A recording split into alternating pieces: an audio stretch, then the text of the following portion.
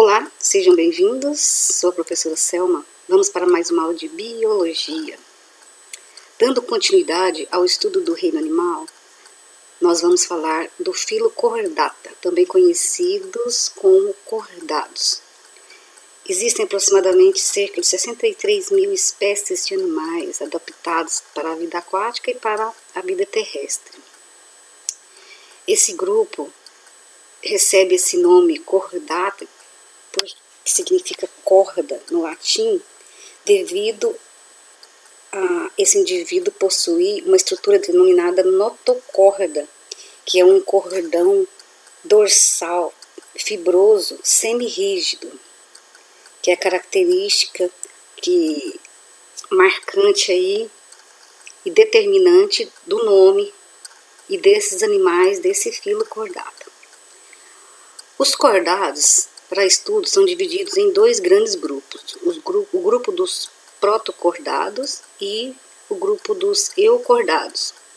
O grupo dos protocordados, eles não possuem uma coluna vertebral e nem uma caixa craniana.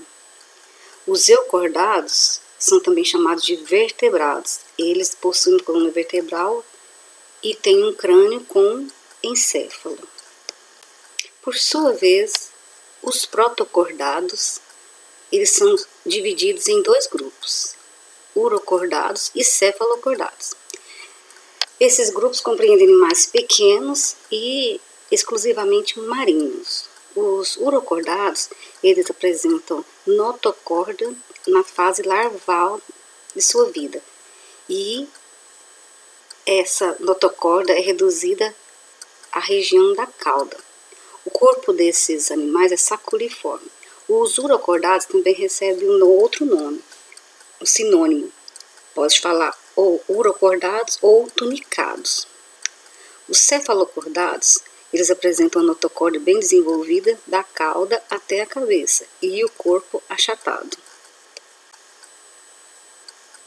Aqui nessa figura nós temos o animal que representa o grupo dos tunicados, também chamados de urocordados, que é esse animal aqui que chama assídia. Aqui tem um animal e aqui outro animal, nome assídia. São animais bem pequenos, animais marinhos, na maioria eles são de hábito sessile, ou seja, vivem aderidos ao substrato e podem ser encontrados em várias regiões, desde as regiões polares até o Equador.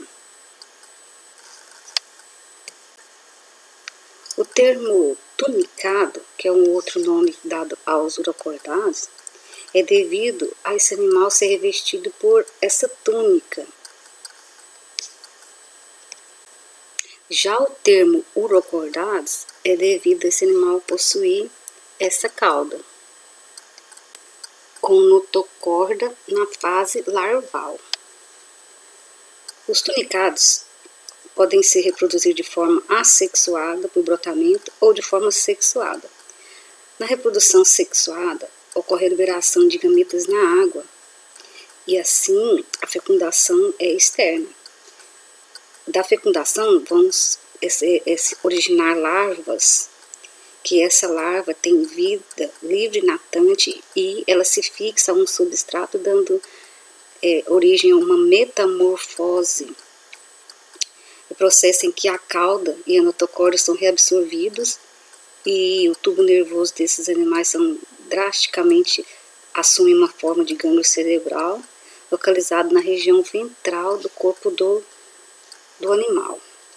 Na composição das assídias desses animais, dos tunicados ou urocordados, apresentam essa abertura aqui chamada de sifão inalante.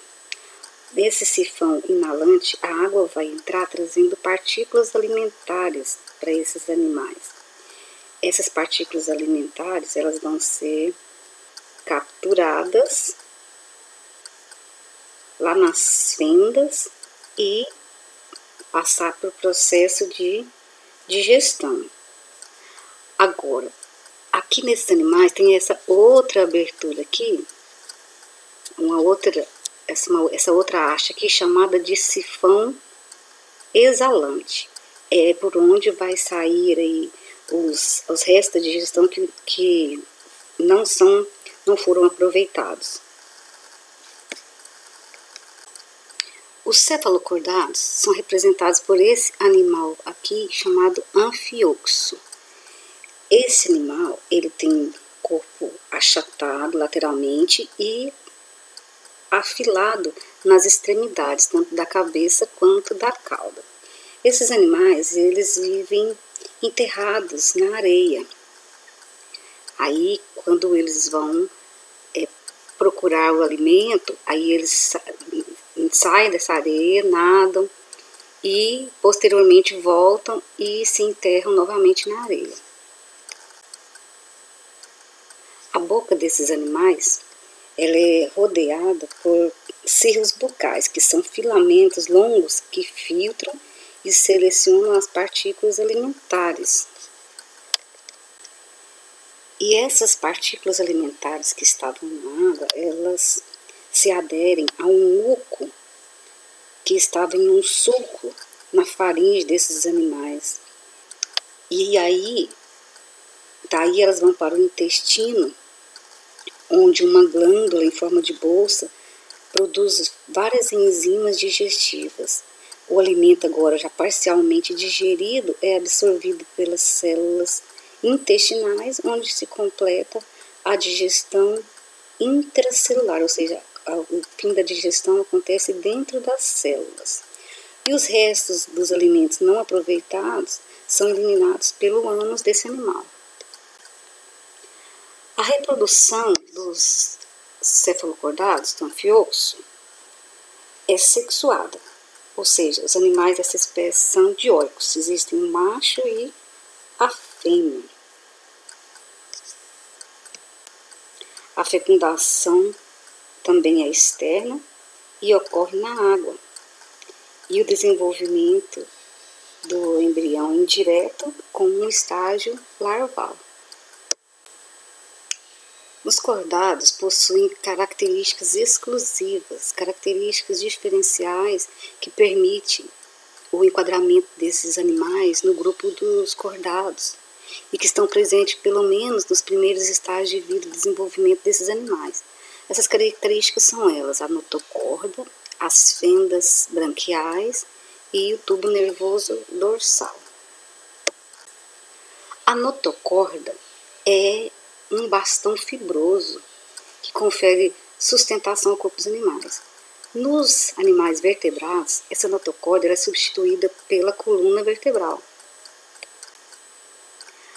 Aqui nessa figura nós temos um animal no seu desenvolvimento embrionário e aqui temos o bastão fibroso, o cordão fibroso, chamado de notocorda. As fendas branquiais, também chamadas de fendas faringianas, são pequenos orifícios na faringe, pequenos buracos na faringe desses animais.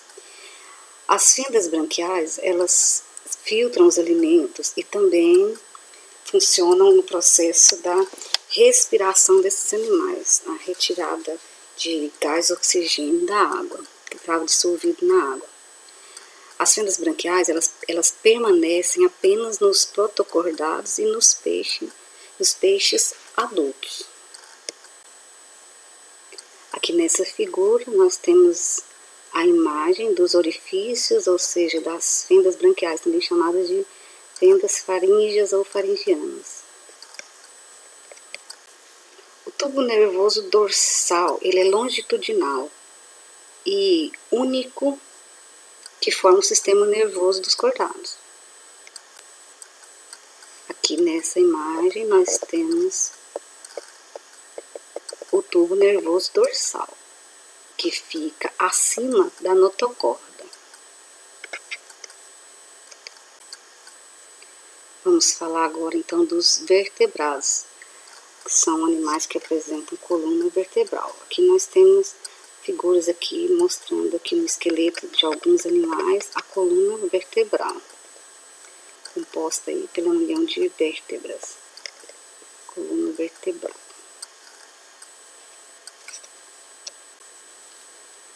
Os eucordados, também chamados de vertebrados, são divididos em dois grupos, os agnatos e os gnatostomados. Os agnatos são representados por animais denominados ciclostomados. Os gnatostomados são os peixes, os anfíbios, os répteis, as aves e os mamíferos. Nessa aula nós vamos, então, além da introdução ao estudo dos cordados, nós vamos ver sobre os peixes. Em aulas posteriores nós veremos anfíbios, répteis, aves e mamíferos. Então vamos ver os agnatos. Os agnatos são ciclostomados, ou seja, são animais que têm uma boca circular, daí o nome ciclostomados. São animais aquáticos que não possuem mandíbula. Esses animais possuem dentes raspadores. O corpo desses animais é alongado e alguns vivem presos ao corpo de outros peixes, sugando-lhe a parte do tecido e do sangue desses peixes. Portanto, são ectoparasitas. Ectoparasitas são parasitas externos que ficam fora do corpo dos animais. Exemplo de ectoparasita no ser humano, o piolho. Exemplo, nós temos também os endoparasitas. Exemplo de endoparasitas no ser humano, nós temos o verme e a lombriga. Agora, os animais mais estudados do grupo dos ciclostomados são as lampreias e as feiticeiras. Nesta imagem nós temos a lampreia. Aqui a lampreia, o corpo alongado, o olho da lampreia, aqui o olho da lampreia, a boca circular, ciclostomados, os dentes, vários dentes nessa boca circular.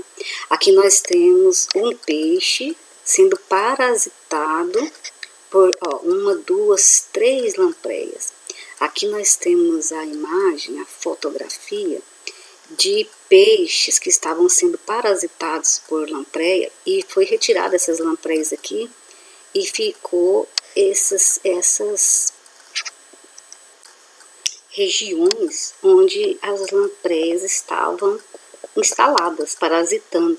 Olha como elas ferem o animal e ficam sugando, parasitando os alimentos desses animais. Então são ectoparasitas, parasitas externos. Agora então nós vamos falar dos gnatostomados. Vamos falar então do grupo dos peixes.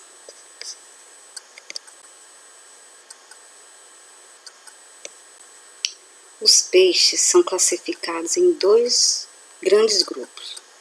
Os peixes cartilaginosos, também chamados de condrites, são peixes cujo seu esqueleto é composto por tecido cartilaginoso. E o outro grupo são os peixes ósseos, também chamados de osteites, que são peixes cujo esqueleto é composto por tecido ósseo, por osso. Os representantes mais numerosos do grupo dos peixes cartilaginosos, dos condrites, são os tubarões, as raias, os cações. Já quanto aos osteites, peixes ósseos, existem inúmeras espécies dentro deste grupo. Aqui nós temos alguns exemplos. Vamos falar um pouco mais então das características dos peixes. Então, os peixes são dos gnatostomados, eles apresentam mandíbulas. Eles são ectotérmicos, ou seja, a temperatura do corpo dos peixes ela vai de acordo com a temperatura do ambiente. A respiração dos peixes ela é branquial, onde essas brânquias são filamentos delicados que recolhem o oxigênio que está dissolvido na água. Aqui nessa figura sobre a respiração dos peixes, nós temos aqui de vermelho aqui as brânquias. E essas brânquias, elas vão, aqui elas também, as brânquias, nessa outra imagem aqui. A água entra pela boca do peixe e vai passar pelas brânquias Lá nas brânquias possuem vasos sanguíneos que vão capturar o gás oxigênio, e esses vasos sanguíneos também trazendo aí do metabolismo do corpo do animal as excretas como gás carbônico, vai jogar esse gás carbônico aqui também pelas brânquias para ser eliminado. Então a água traz o gás carbônico, passa pelas brânquias, e depois as brânquias expelem do corpo do animal o gás carbônico. Os peixes possuem essa tampa, vamos dizer assim, uma tampa que fecha, que protege as brânquias. Essa tampa aqui é chamada de opérculo. Ainda falando das características dos peixes, os peixes ósseos e cartilaginosos apresentam números diferentes de fendas branquiais. Os peixes ósseos, ou seja, os osteídeos, possuem 4 pares de fendas branquiais. Já os condríctios, ou seja, os peixes cartilaginosos, apresentam 5 pares de fendas branquiais. Os peixes ósseos, essas fendas são protegidas aí pelo opérculo. Já nos peixes cartilaginosos, essas fendas ficam expostas, não tem proteção, elas estão como rasgos na pele do animal. Os peixes apresentam uma estrutura denominada linha lateral.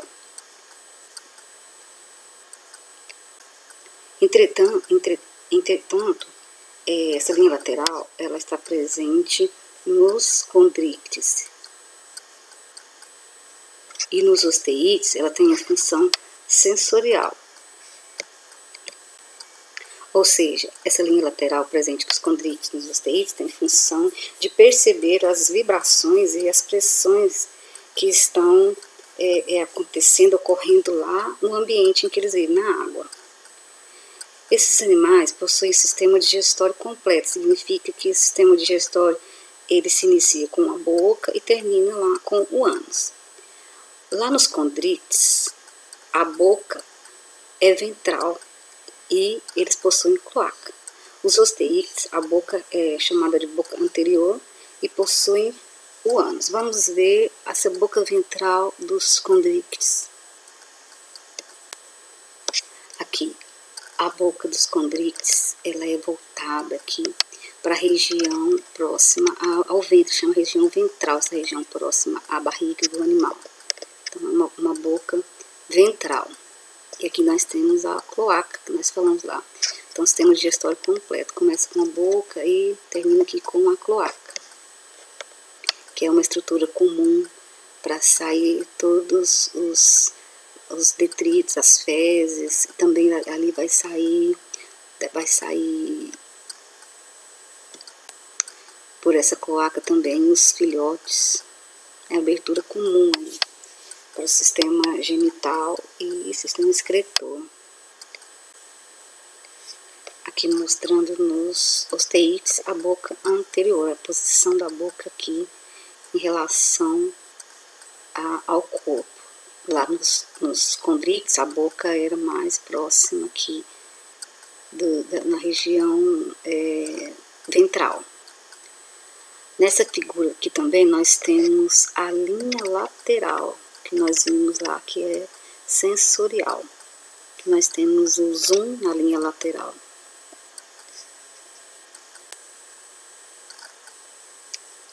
Os peixes possuem como órgãos locomotores as nadadeiras. A bexiga natatória. A bexiga natatória está presente no osteídeos e não está presente nos condríctios. A função da bexiga natatória é atuar como uma boia, promovendo que o peixe vá para regiões mais profundas ou superficiais. E essa bexiga natatória, ela armazena gases. Nos condríctios, os músculos, poderosos músculos presentes no corpo dos condríctios, que fazem com que ele vá para as profundezas ou para a superfície. Eles então não usam essa bexiga natatória, eles usam os músculos, eles não têm essa bexiga natatória. Aqui nessa imagem nós também temos então as nadadeiras. nadadeiras que ficam na região dorsal. Esse nome dorsal se refere às costas. Aqui na cauda, nadadeira caudal, também chamada de ânus-cerca. Nadadeira anal, próxima ao ânus. Nadadeira peitoral e nadadeira pélvica. Possui um par de nadadeira pélvica, uma do lado direito e outra do lado esquerdo. Essas nadadeiras, então, são utilizadas na locomoção dos peixes.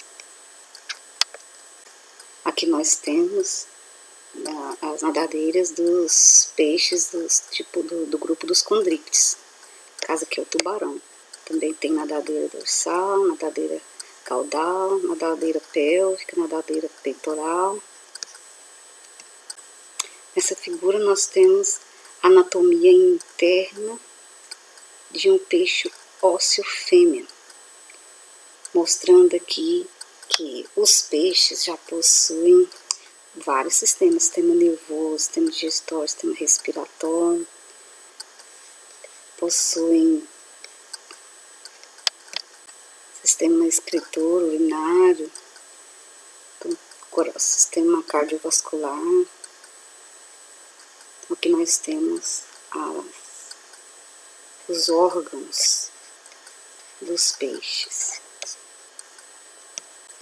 Aqui nós temos também um pouco da anatomia externa dos peixes do tipo do grupo Chondrichthyes. Aqui nós temos nessa figura mostrando as fendas branquiais que são expostas, são rasgos na pele desses animais.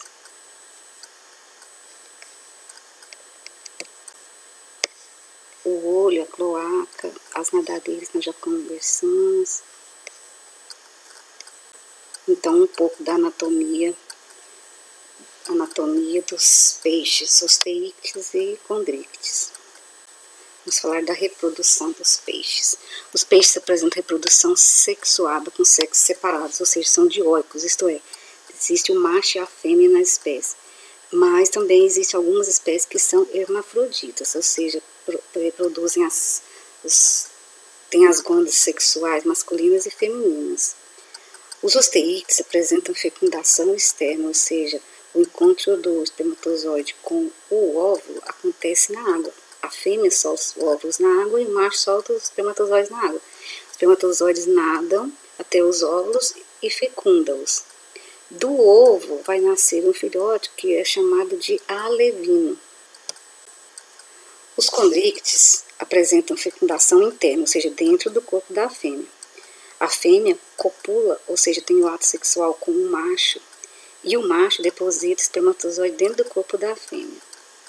Quanto à postura de ovos, e o nascimento dos filhotes, os peixes podem ser ovíparos, quando eles soltam o ovo na água. E esse ovo contém reserva nutritiva para alimentar e desenvolver o embrião. Para o embrião se desenvolver lá dentro do ovo. Tem os ovovivíparos, que é quando o animal, a mãe, ela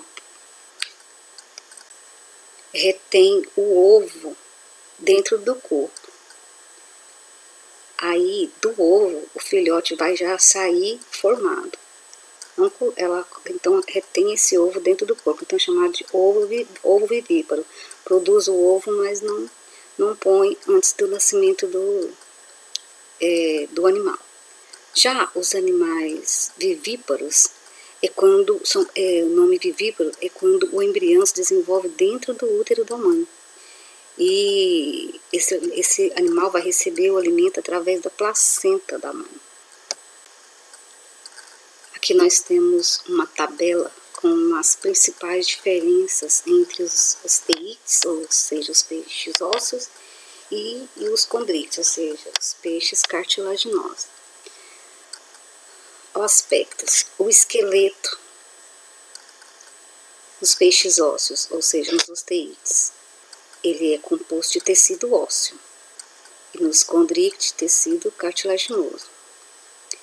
As escamas nos osteíctees, os peixes ósseos, elas são cicloides, ou seja, arredondadas e lisas, ou ausentes, ou não possuem escamas. Já nos peixes cartilaginosos, elas são placoides, semelhantes a dentes. A válvula espiral não está presente. Os peixes ósseos não têm essa válvula espiral. Os peixes cartilaginosos têm essa válvula espiral. Essa válvula espiral é uma estrutura que fica no intestino desses peixes. Ela possui a função de aumentar a superfície de absorção dos nutrientes, dos alimentos. Brânquias. Nos peixes ósseos, as brânquias possuem uma estrutura que as protege, que é o opérculo. Já nos peixes cartilaginosos, as brânquias são desprotegidas, eles não possuem opérculo. A boca nos peixes ósseos, ela é na região inferior da cabeça, como nós já vimos. E nos cartilaginosos, na região ventral. A bexiga natatória, ela está presente nos peixes ósseos e está ausente nos peixes cartilaginosos. Quanto ao sistema digestório, os peixes ósseos, o sistema digestório apresenta ânus. E o sistema cartilaginoso, o sistema digestório, possui uma cloaca. E é por essa cloaca que saem fezes, urina, esperma, os filhotes, como nós já vimos. Enquanto o ânus dos peixes ósseos, eles servem para a excreção de restos alimentares.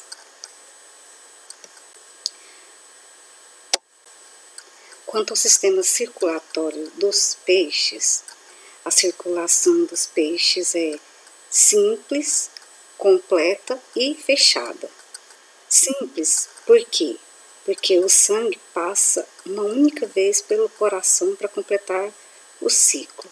Completa, porque não ocorre a mistura do sangue venoso com o sangue arterial, pois o coração dos peixes apresentam duas cavidades, um átrio e um ventrículo, onde somente o sangue venoso é encontrado. Daí esse sangue venoso é bombeado para as brânquias, onde sofre a oxigenação, e aí promovendo a distribuição do oxigênio para o corpo do organismo, e retirando o gás carbônico e voltando de novo para o coração o sangue venoso, ou seja, rico em gás carbônico. E de circulação fechada, quando o sangue circula somente no interior dos vasos sanguíneos. O coração então bombeia o sangue para o interior dos vasos sanguíneos, que vão chegar até os vasos sanguíneos chamados capilares. E esses capilares se encontram fechados, mas bem próximos das células. E é através da parede desses capilares que ocorrem a troca de substâncias. Então, sistema circulatório fechado. Essa foi nossa aula sobre introdução ao estudo dos cordados e sobre o estudo dos peixes. Até breve.